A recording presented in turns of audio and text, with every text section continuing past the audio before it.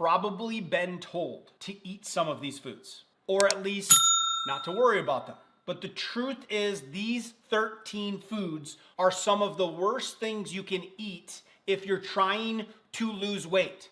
They mess with your hormones, they increase cravings, and they teach your body to store fat instead of burn it. And you're probably consuming some of them without even knowing it. So let's walk through them one by one, and I'll show you why they need to go. Let's start here. I did the research and looked up on the satiety chart what is the number one food that gives you the least satisfaction when you eat it. One of the worst things you can put in your body in the morning, croissants and donuts. I love them. I love them. It tastes so good, but this is the number one least satisfying food. They might look different. One's flaky, one's fried, but they both act exactly the same as sugar bombs when you eat them. They're made of white flour. They have added sugar. There's virtually no fiber. That's the key. They just pile in sugar with no negative to it. No protein, no fat to slow down digestion. That makes them digest very quickly into the bloodstream. Your blood sugar spikes within 4 seconds. Your body releases insulin to clear the sugar from your bloodstream, and the insulin shuts down fat burning mode. And insulin is high, you can't burn the fat. It turns on fat storage. It's not a short-term effect. That hormonal shift lasts for hours, not just through breakfast, but also well into the day. You've set yourself up for fat storage mode for the day. But it doesn't stop there. Shortly after eating a croissant or a donut, your blood sugar crashes because it rose too high too fast. Now you feel tired, sluggish, hungry again, even though you just ate. One study found that people who started their day with a high sugar breakfast like a donut or a croissant ate 53% more calories at their next meal. High sugar breakfast, 53% increase of eating on the next meal. Not because they were undisciplined, but because their body was still trying to recover from the spike and the crash. And that's the hidden danger here. These foods don't just spike blood sugar, they train your body to need more food sooner, every time. You eat them, they digest fast, you crash, you snack, you repeat. That's what I mean when I say flip your fat storage switch before 9 a.m. That's the key. The next one, it's a popular food. It's sitting in millions of refrigerators and it's marketed like it's a healthy choice. Low-fat yogurt. It sounds like something you should eat when you're trying to lose weight, but inside your body, it acts more like a dessert. Here's why. When you take the fat out of yogurt, you are removing the very thing that helps you feel full. Fat slows digestion. It triggers fullness hormones. Without it, your body doesn't get the signal to stop eating. And to make up the missing flavor, the manufacturers of this stuff add sugars and artificial sweeteners. Here's the label of one of them, cultured grade A low-fat milk. When you take out the fat, you add sugar. That's the second ingredient. We've got some strawberries. Thank God we're using real fruit. Fructose, more sugar, which now your liver has to digest. Fructose can't be broken down in the blood or in the mouth like the glucose can. It has to be driven to the liver. Now you're driving liver weight gain. Modified cornstarch, more sugar, natural artificial flavors. Now we've got chemicals involved. We've got fruit juice, vegetable juice, more sugars, some synthetic vitamins, this stuff. Desserts. Most flavored low-fat yogurt contains 25 to 30 grams of sugar per serving.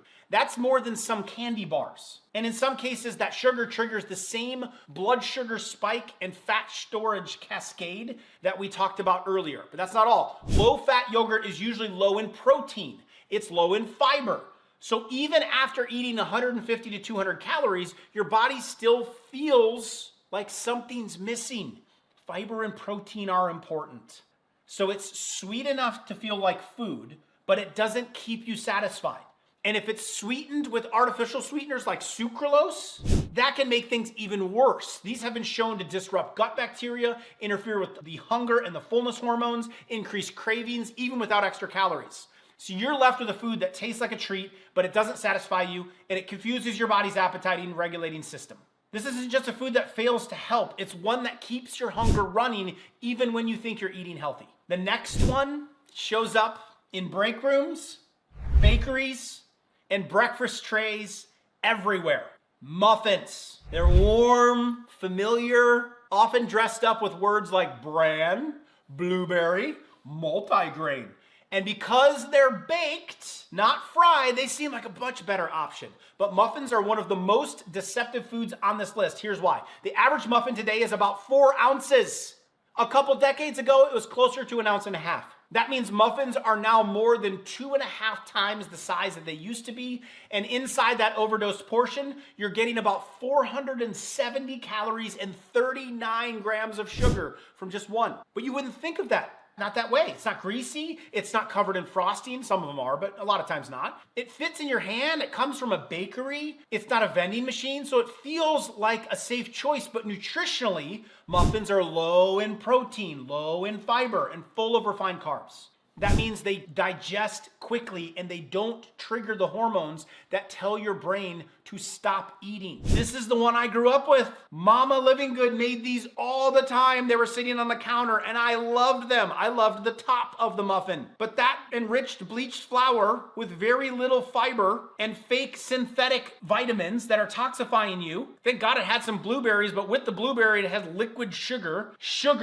corn syrup, modified cornstarch, palm oil, cornstarch, more sugar, and then natural and artificial flavors. They tasted amazing, but these were on my counter all the time. So when those 400 calories from that went into the body, I didn't feel full. So I used to eat like 2 or 3 of them at a time as a kid. And it didn't just affect me in that moment, and it doesn't just affect you in that moment. Muffins train your body to expect more food sooner. So they create a loop: fast sugar, fast crash, early hunger, and then it repeats. So your blood sugar will spike, insulin will show up to store the excess sugar, but the real damage is the habit, that quick energy, that large volume, the low satisfaction. That combination teaches your body to crave more, even when you've already eaten enough. The next one shows up in a lot of meals that seem very healthy or very harmless. Here's the version I had as a kid. In a minute, we got some rice, 38 grams of carbohydrates, no fiber, and only 4 grams of protein. You'll find it in stir fries, you'll find it in grain bowls, in sushi, and even in meal prep plans. A lot in meal prep plans. It looks clean, but inside your body, it behaves more like sugar than most people realize. Here's why. White rice is a refined grain. The outer layers of it are stripped away.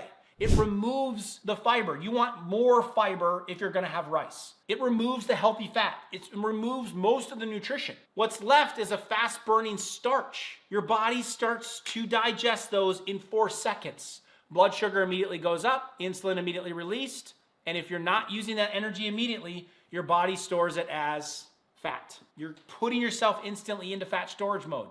That's one problem. But the bigger issue is what happens when it becomes a routine. When you eat white rice regularly, maybe you're a sushi lover, your body adapts. It starts producing more insulin to manage that sugar load. And over time, your cells respond less effectively as insulin goes up. That's called insulin resistance. And it's one of the reasons people gain weight or struggle to lose it, even when they're eating light. In one large study, each daily serving of white rice increased the risk of type 2 diabetes by 11%.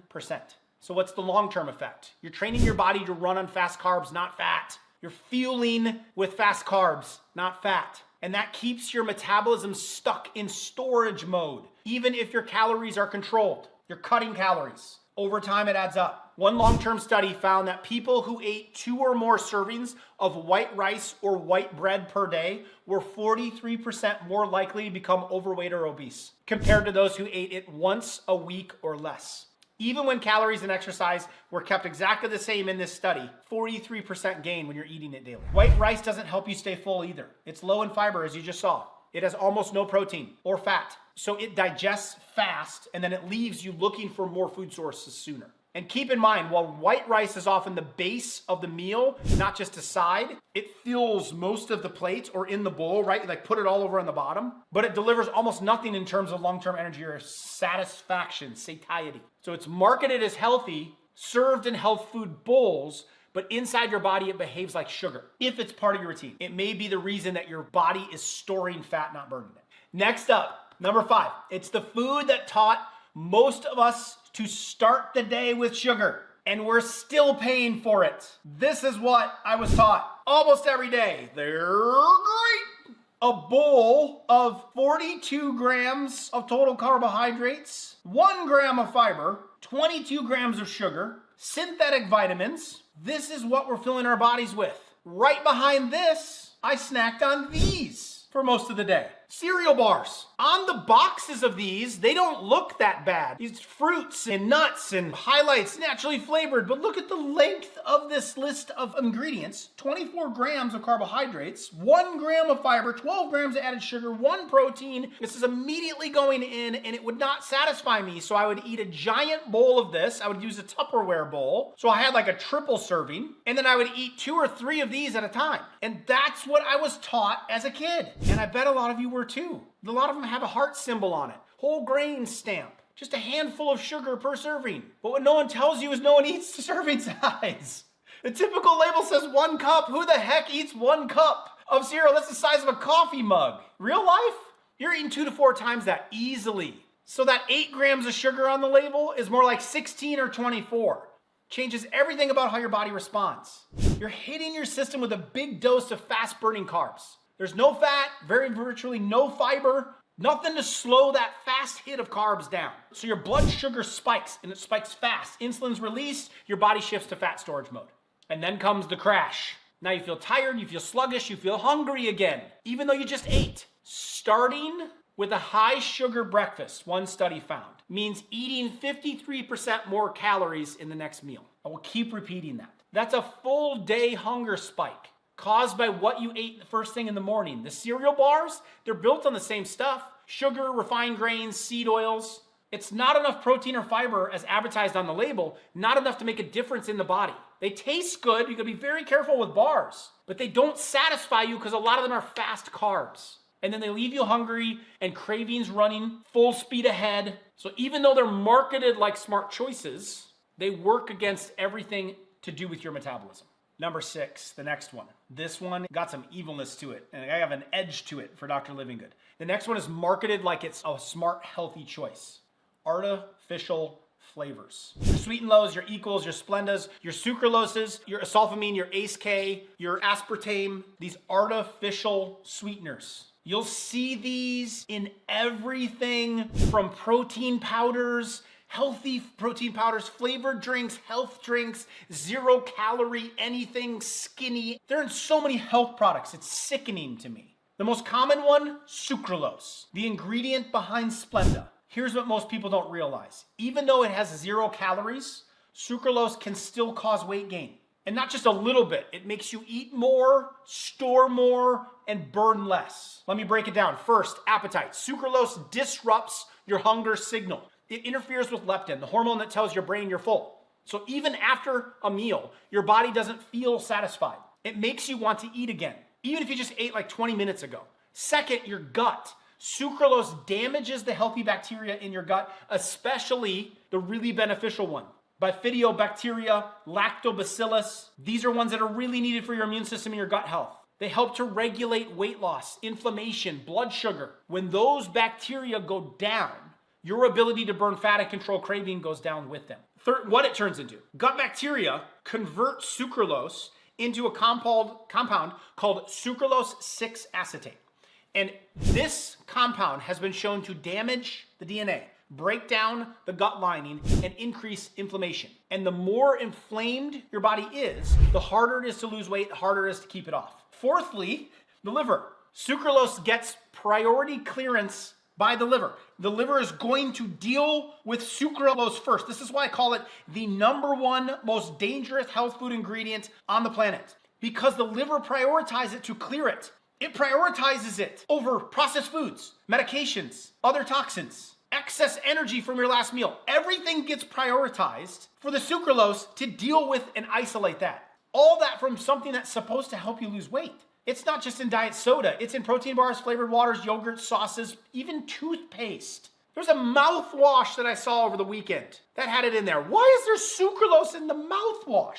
If you've been using it and thinking it's a healthier option, there's a good chance it's doing the exact opposite. Please watch my video of the number one most dangerous health food ingredient. That video is linked below for you. The number one most dangerous health ingredient. It will shock you. Stay the heck away from that one. Number 7, fruit juice. This one looks healthy. It sounds healthy, but inside your body, it behaves almost exactly like soda. Fruit juice, you'll see it on the label. It's gonna be 100% juice, no added sugars, natural or immune support. But here's the truth. Most commercial fruit juice is just sugar and water with a health label. That's the ingredients that are inside of this thing. When you start breaking them down and looking at what's in it, it's extracted sugars with added sugars. They contain as much and often more sugar per ounce than soda. 28 grams of carbs, 28 grams of sugar, no protein, no fiber. Apple juice, grape juice, orange juice, doesn't matter. Once you remove the fiber, your body treats it like it's straight shot of sugar. So a cup of orange juice, 24 grams of sugar, 1 orange, 9 grams of sugar. The cup of orange juice, no fiber to subtract it off of. The orange, 3 grams of fiber. So now the total sugar dose is only at 6. You subtract the fiber from the sugar. That's how you counteract it. When you go against nature, bad news for the body. It's mostly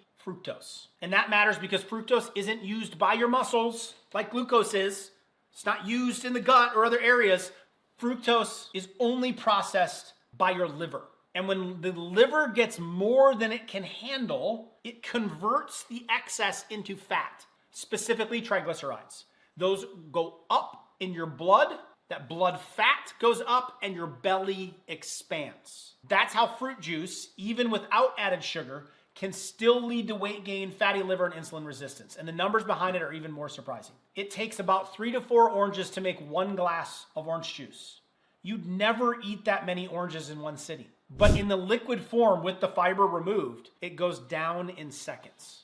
And that fiber, that is important. Fiber slows down digestion. It helps you feel full. And it keeps sugar from hitting your system all at once. Juice removes the fiber, leaves the sugar, and adds nothing back. So your blood sugar spikes fast, your hunger returns just as quickly. Most commercialized juices are pasteurized and shelf stable. That means the vitamins are degraded, the antioxidants are broken down, but the sugar stays exactly the same. So what you're drinking is sweet, but it delivers very little nutrition. It's not helping your metabolism. It's not reducing your cravings, and it's not keeping you full. So yes, it's natural, but so is cane sugar. That doesn't mean you want to drink it. Number 8, white bread. It's one of the most common foods in the modern diet. White bread is soft, it's familiar, shows up everywhere. Sandwiches, toast, dinner rolls. It's because it's not sugary or fried. So most people assume it's a safer option, but white bread is what nutrition experts call an empty calorie food.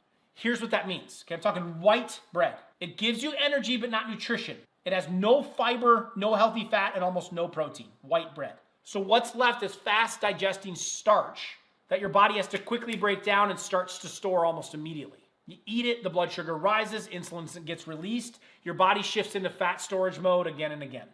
The real issue isn't what happens that day, it's what happens over time.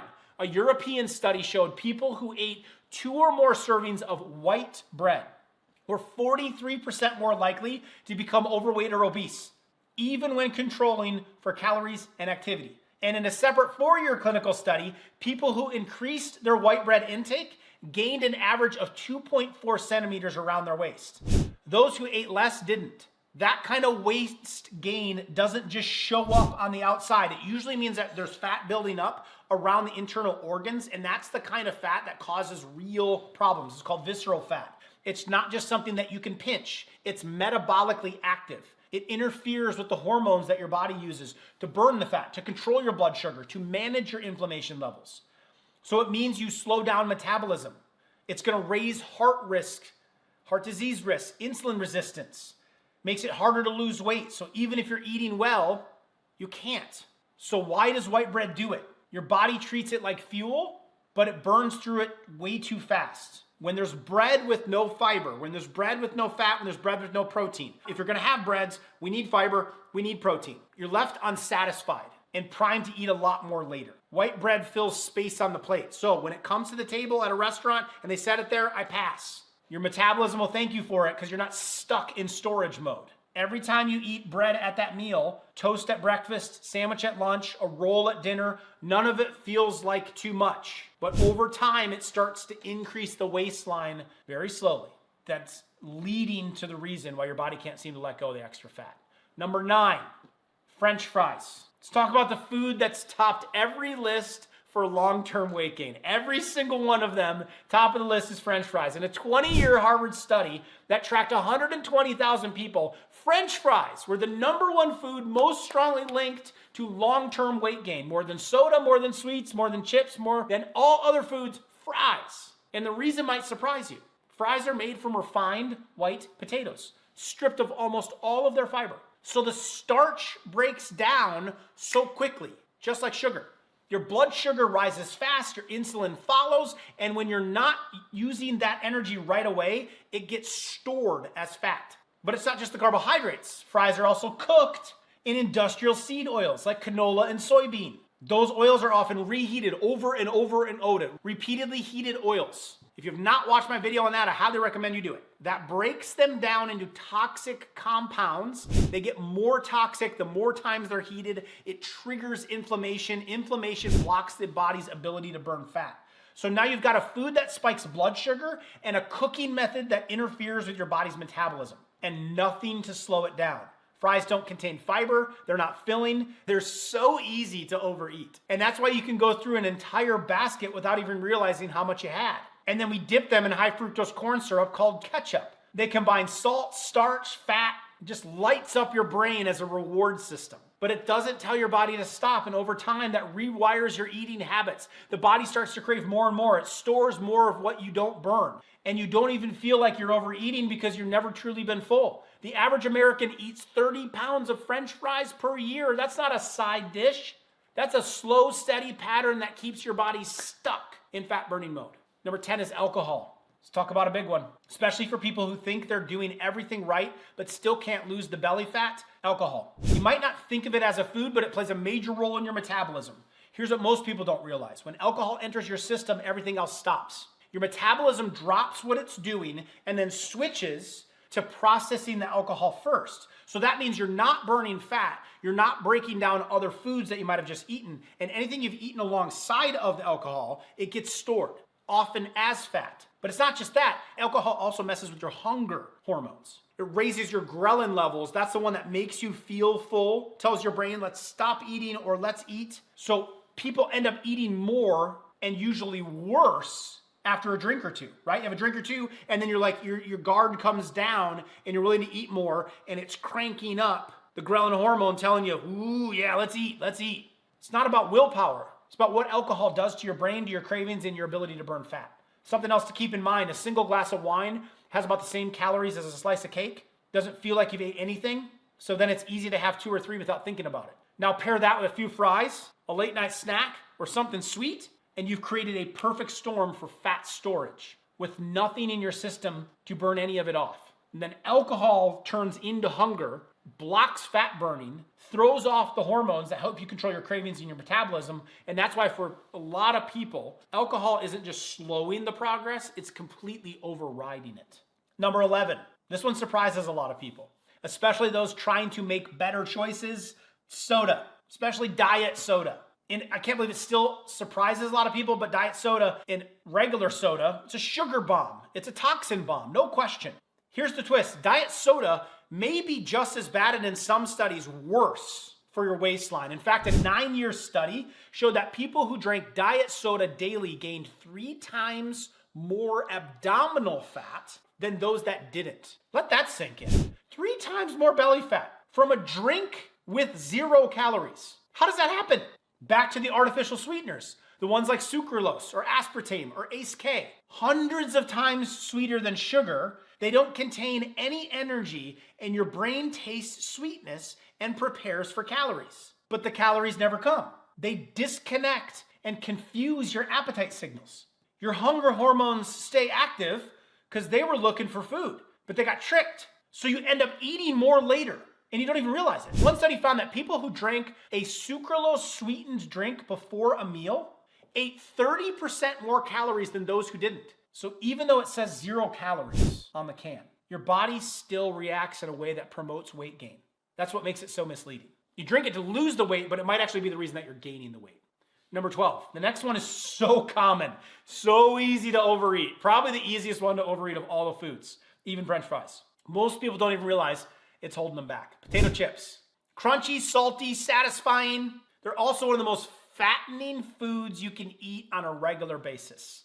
In the largest long-term study on food and weight gain, researchers from Harvard found that potato chips were the #1 snack food contributing to weight gain. French fries were strongly associated with weight gain across all the categories, but when it came to those specific snacks, this is the biggest culprit. The research found that potato chips caused more weight gain per serving than any other snack food study, more than candy, more than soda, and more than ice cream. So what makes chips a problem is they're not just high in calories, they're designed to make you eat more. That combo, again, lights the brain up, but doesn't activate your I'm full signals. There's no fiber, no protein, no water, nothing that tells your brain to stop eating. And then the portion size, a single serving is usually 15 chips. Most people blow way past that in the first 2 minutes of opening the bag. One more chip, one more handful. Before you know it, the bag's half gone. You're still not full. This is just not a habit to be putting in if you're trying to control your satiety. They're really habit forming though, especially when you're watching TV, you're snacking at night, eating out of stress or boredom. When you eat something that your body doesn't recognize as enough, it sets off a pattern. You're not just eating more in that moment. You're training your brain to stay in search mode, chasing flavor, to keep snacking. And that's how you end up gaining weight slowly and steadily without really understanding why. And then finally, number 13, MSG, monosodium glutamate. It is one of the sneakiest ingredients in the modern food supply.